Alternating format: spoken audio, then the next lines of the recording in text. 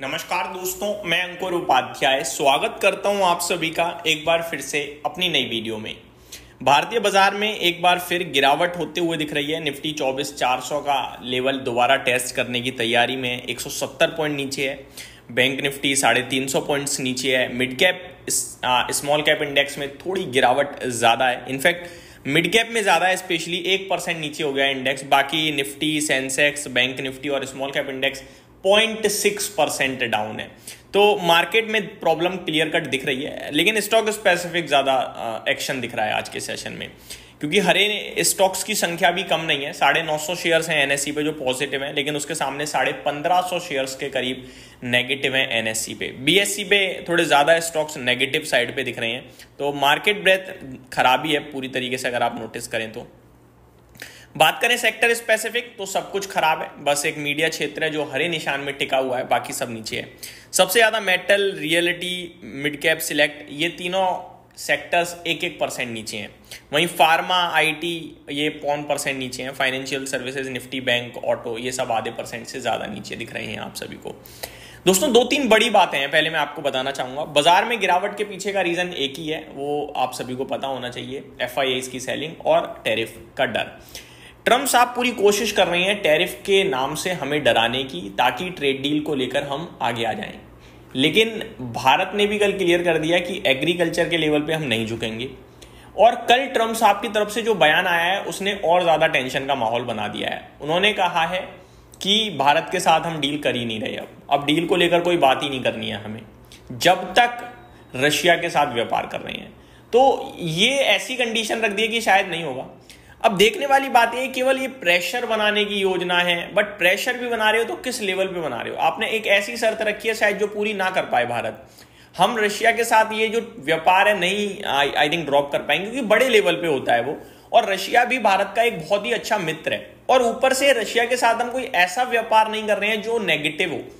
Russia के साथ जो दुनिया व्यापार कर रही है वो हम कर रहे हैं। अगर आप हमसे ऐसा कह सकते हो तो चाइना से कह लो पहले, क्योंकि चाइना हमसे ज्यादा लेवल पे कच्चा तेल परचेज करता है रशिया से। कह के देखो एक बार, फिर चाइना कैसे जवाब देगा वो भी झेल लेना। तो कहने वाली बात यह है कि ये बस पर्टिकुलरली टारगेट किया जा रहा है इंडिया को, जो बिल्कुल भी आई थिंक ठीक नहीं है, और शायद भारत भी नहीं झुकेगा, क्योंकि ये एक अपने देश की इज्जत की बात है, शान की बात है। तो मेरे को लगता है यहाँ पे कोई मैटर नहीं बनेगा, बिगड़ेगा ही, और ऑलरेडी बिगड़ ही चुका है। देखो हमें पता होना चाहिए इससे ज्यादा क्या खराब हो सकता है। हम अभी नहीं रोकते अगर परचेज रशिया से, हमारा व्यापार चलता रहता है, तो क्या कर लेंगे ये अब, और टैरिफ बढ़ा देंगे, बढ़ा दो। हमारा 50% पे भी ट्रेड नहीं होगा यूएस के साथ, और 50 से 500 कर दोगे तब भी ट्रेड नहीं होगा। तो हमारे लिए तो वो ट्रेड की जो लिमिट थी वो बंद हो चुकी है। तो अब तो आप कितना भी टैरिफ कर लो, अब तो एक नहीं सुननी हमने। तो वो वाला सिचुएशन बन चुकी है अभी भारत के लिए। तो आई थिंक बाजार इसी को लेकर थोड़ा नेगेटिव हो रहा है, और FIIs की बिकवाली चल रही है, ये लगातार दिख रहा है हमें।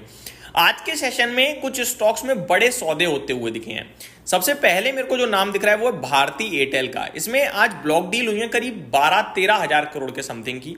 स्टॉक 3.25% नीचे भी दिख रहा है।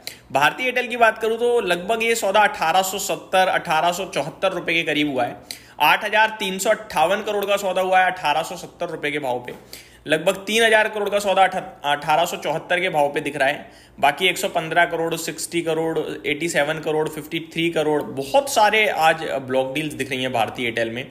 अब क्या अपडेट है पूरी डिटेल मैंने चेक नहीं करी है, या तो किसी ने आज सौदा पहले से ही सोच लिया था कि आज हम बेचेंगे, बट किसने बेचा है किसने नहीं बेचा है, नाम क्या है क्या नहीं है, वो मैंने चेक नहीं किया है।